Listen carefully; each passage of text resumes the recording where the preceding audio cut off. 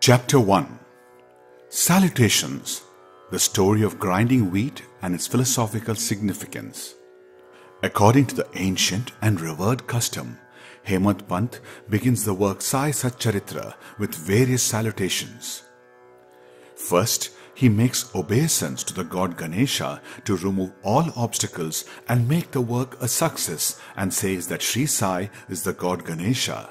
Then to the goddess Saraswati to inspire him to write out the work, and says that Sri Sai is one with this goddess and that he is himself singing his own life. Then to the gods Brahma, Vishnu and Shankar, the creating, preserving and destroying deities respectively, and says that Sainath is one with them, and he as the great teacher will carry us across the river of worldly existence. Then to his tutelary, deity Narayan Adinath, who manifested himself in Konkan, the land reclaimed by Parshurama, Rama in the Hindi version, from the sea, and to the Adi, original Purusha of the family. Then to the Bharadwaja Muni, into whose Gotra clan he was born, and also to various rishis, Yajnavalakya, Bhrigu, Parashara, Narad, Vedavyasa, Sanak, Sanandan, Sanat Kumar, Shuka, Shaunak, Vishwamitra, Vasishta, Valmiki, Vamadeva, Jaimini, Vaishampayan, Nava Yogindra, etc., and also modern saints such as Nivriti, Jnanadev, Sopan, Muktabai, Janardhan, Ekanath, Namdev, Tukaram, Kanna and Narahari, etc. Then to his grandfather Sadashiv, Father Raghunath, his mother who left him in his infancy, to his paternal aunt who brought him up, and to his loving elder brother. Then to the readers, and praise them to give their whole and undivided attention to his work.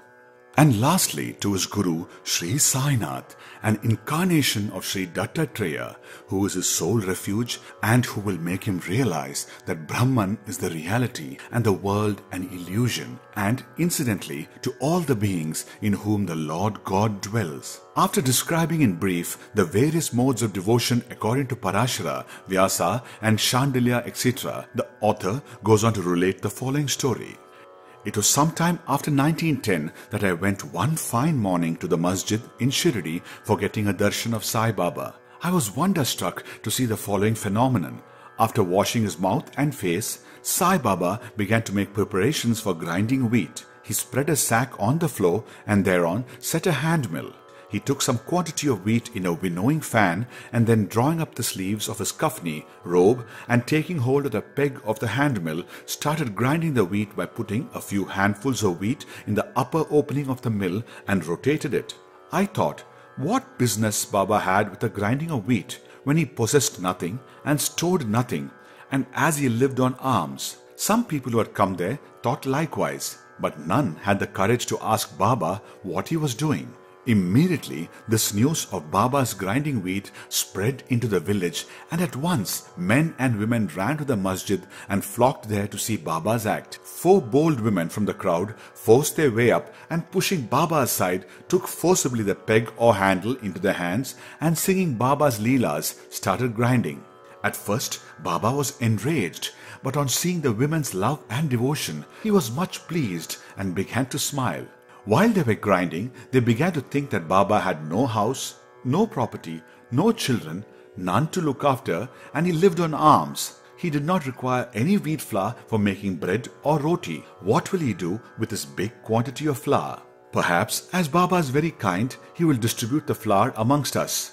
Thinking in this way, while singing, they finished the grinding, and after putting the hand mill aside, they divided the flour into 4 portions and began to remove them one per head. Baba, who was calm and quiet up till now, got wild and started abusing them, saying, "Ladies, are you gone mad? Whose father's property are you looting away? Have I borrowed any wheat from you so that you can safely take the flour? Now please do this. Take the flour and throw it on the village border limits." On hearing this, the women felt abashed, and whispering amongst themselves went away to the outskirts of the village and spread the flour as directed by Baba. I asked the Shirdi people, what was this that Baba did? They replied that as the cholera epidemic was spreading in the village, and this was Baba's remedy against the same. It was not wheat that was ground, but the cholera itself was ground to pieces and pushed out of the village. From this time onward, the cholera epidemic subsided and the people of the village were happy. I was much pleased to know all this, but at the same time,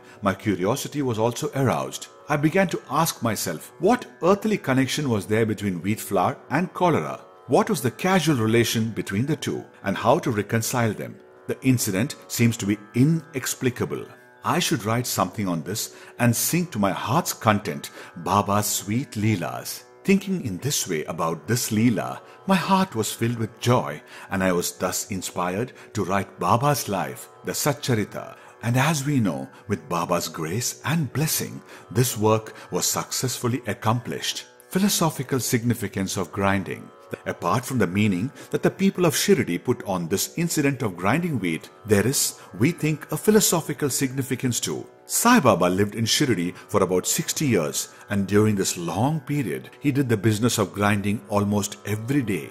Not, however, the wheat alone, but the sins, the mental and physical afflictions, and the miseries of his innumerable devotees. The two stones of his mill consisted of karma and bhakti, the former being the lower and the latter the upper one. The handle with which Baba worked the mill consisted of jnana. It was the firm conviction of Baba that knowledge or self-realization is not possible unless there is the prior act of grinding of all our impulses, desires, sins, and of the three gunas, sattva, raja and tama, and the ahamkara, which is so subtle and therefore so difficult to be got rid of. This reminds us of a similar story of Kabir, who, seeing a woman grinding corn, said to his guru, Nipati Ranjana, I am weeping because I feel the agony of being crushed in this wheel of worldly existence like the corn in the hand mill. Nipati Ranjana replied, Do not be afraid. Hold fast to the handle of knowledge of this mill